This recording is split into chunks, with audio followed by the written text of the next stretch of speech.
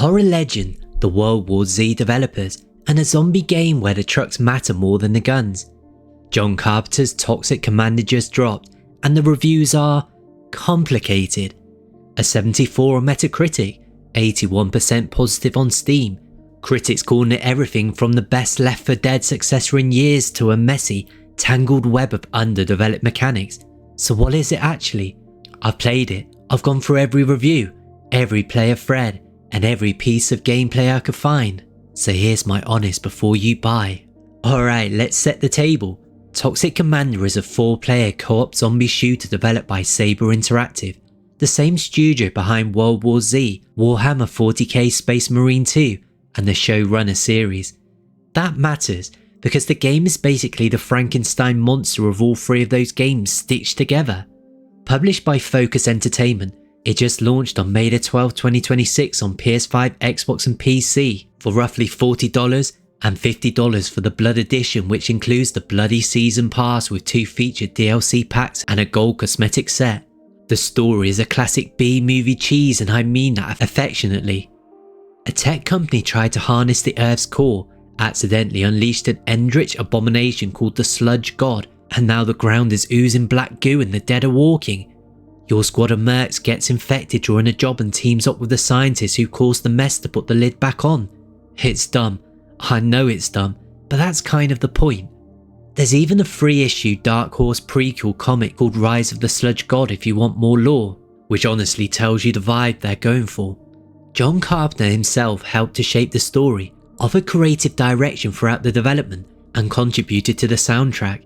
On top of that, the band Gunship, they've recorded an exclusive track for the game called Tell Me When the World Stops Ending, and honestly, between Carpenter's influence and that Gunship track, the music might be the single best thing about the entire game. So here's where it gets interesting. On the surface, this looks like another Left 4 Dead clone. 4 players, zombies, objectives, big finale, and yeah, that DNA is absolutely here. But Toxic Commando does 2 things that actually set it apart from every other game in the genre. First, the vehicles. This isn't just a hop in a jeep and drive to the next checkpoint. Saber pulled their snow runner and mud runner terrain physics directly into this game. The ground deforms, you get stuck in the sludge. Some trucks have a wrench on the front and you need to physically crank to pull yourself out of the mud or rip open supply crates. Your friends can hop on the back, man a flamethrower turret, hang out the window shooting. There are sedans, ambulances, pickup trucks, turret-mounted Humvees, heavily armoured HGVs, around 6 different vehicle types, and each one handles differently on the terrain. Multiple reviewers called the vehicles the game's defining feature and the single best idea Toxic Commando brings to the table. One Reddit comment literally said, "Imagine mud runner trucks with spiked bumpers and flamethrowers," and yeah, that's basically what you get. Second, the open world mission structure. Each one of the 9 maps is a big semi-open zone. Think larger than a Helldivers 2 map. You've got a main objective, but the map is littered with side caches, ammo, health kits, spare parts for vehicle repairs and defences. The risk-reward calculation is the game. Do you explore for more resources, or push straight to the finale and hope you have enough? Every mission ends with a massive last stand defense sequence, where the swarm engine, the same tech from Space Marine 2, throws hundreds of zombies at you simultaneously, climbing over each other like World War Z. Those moments are where Toxic Commando absolutely sings. The spectacle is unreal. But here's the thing, all of that falls apart if you make one specific mistake, and most people are going to make it. There are 4 classes. Strike is your damage dealer, Defender throws up shield bubbles, Medic deploys a regeneration zone, and the Operator, he sends out an attack drone. You pick your character model separately from your class, which is a nice touch. You're not locked into a look just because you want to play support. Each class is its own skill tree with over 30 customization nodes, and weapons level up individually through use. There are over a dozen weapon types across 4 categories. Primaries like assault rifles, shotguns and snipers, sidearms and melee weapons, and mission-specific heavy weapons like grenade launchers and rail guns. Every gun has upgradable stats, accuracy, range, damage, fire rate, penetration, magazine size, reload speed and mobility, plus swappable attachments, sights, barrels, grips, magazines and paint jobs. There are legitimately hundreds of possible weapon configurations. Now, here's where I'll be honest, on paper, that sounds deep. In practice, the progression feels more like stat padding than meaningful build diversity. You're not finding crazy synergies between classes like you would in a game with more complex systems. The skill trees are serviceable, but they never made anyone go, oh wait, that changes everything. The gunplay itself is solid, it feels weighty and punchy, but the weapons themselves are pretty standard fare.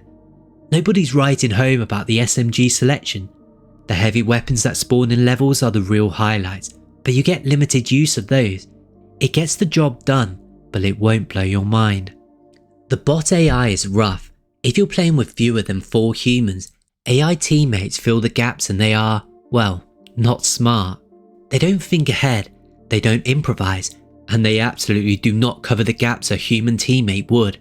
The ganky bots make the solo experience rough around the edges. On easier difficulties, you can muscle through it. On hard, you're gonna be throwing your controller. And it gets worse. This is an always online game. Even if you're playing solo with bots, you need an internet connection. If you disconnect mid-mission, you get booted to the hub. Games Radar specifically flagged this in their review. No online mode, period. Problem number 3, mission repetition. There are 9 missions across 3 acts, and while they all have different story setups, the actual loop, drive here, activate this, find that, then survive the horde. It starts to feel samey by mission 5 or 6. The environments blend together, and the maps feel interchangeable despite being technically different locations. The exceptions are missions built around a special vehicle that emits a protective field, forcing your team to constantly move together. Those were unanimously praised as the best levels in the game, which kinda proves the vehicles are the real star, and the rest of the mission design, well, it needs to catch up. Problem 4, the characters have zero personality. They all have different designs, but they all sound the same. Generic snarky military banter where you couldn't tell who said what if you removed the names. For a game with John Carpenter's name on it, people were expecting a Jack Burton. Instead you get, well, a default action hero number 4. The story's goofy fun, but the characters carrying it are made of cardboard. And finally, the campaign is short. How long to beat has it roughly 7 to 10 hours on normal difficulty, depending on how much you explore. I saw one reviewer finished it in 7 hours flat.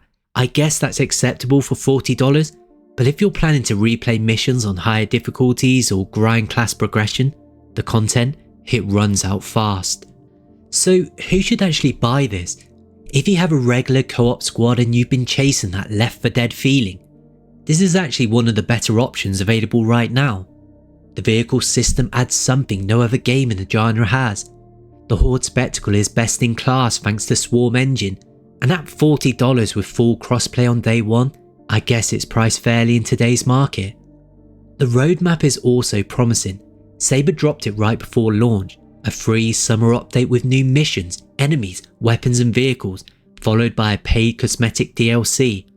Then a free fall update with more content, followed by a second paid cosmetic DLC. That's a solid cadence, and Saber has a strong record of supporting World War Z and Space Marine 2 long term. Both games got major content drops well after launch. But, and this is important, Saber also pulled the plug on Evil Dead the game after barely 16 months. Exploits went unpatched, the community evaporated, and they kept sending it long after support ended. So the roadmap is encouraging, but keep your expectations measured. If the player base is there, Saber will likely deliver. If it's not, they've walked away before. If you're a solo player, this is a tough sell at full price. The bot AI actually holds the experience back. The always online requirements add friction, and 9 missions will feel short without friends to replay them with. If that's you, just wait for a sale, or at least try the free Steam demo first. Here's the bottom line. John Carpenter's Toxic Commando is not a game that's going to redefine the genre, It's not going to make you forget Left 4 Dead exists. The characters are forgettable, the missions get repetitive, the progression system is functional but uninspired, and there is no way to play this game offline. But when you're in a truck with 3 friends, cranking a wrench out of the mud while 500 zombies are climbing over a hill towards you and that gunship music track is pounding through your speakers, there is actually nothing else that feels like it right now. The vehicles are the X factor, the Horde spectacle is best in class, and at $40, with free content coming, full crossplay, and a developer that usually sticks around, it punches above its weight. My recommendation, if you have a squad, buy it. If you're solo, just try the demo and wait for a sale. And if Saber delivers on that roadmap the way they did for World War Z and Space Marine 2, and not the way they did for Evil Dead, this could be a very different game by the end of 2026. 74 on Metacritic, 81% positive on Steam. The truth is somewhere in between, and which side you land on, it depends entirely on whether you've got 3 friends willing to ride shotgun.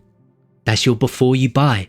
Drop a comment and tell me, are you picking this up, waiting for a sale, or skipping it entirely? And if you've already played it, let me know what you think in the comments. If you enjoy this type of content, subscribe. I do honest reviews, top 10s and hidden gem videos every single week. Thanks for watching. I'll catch you in the next one.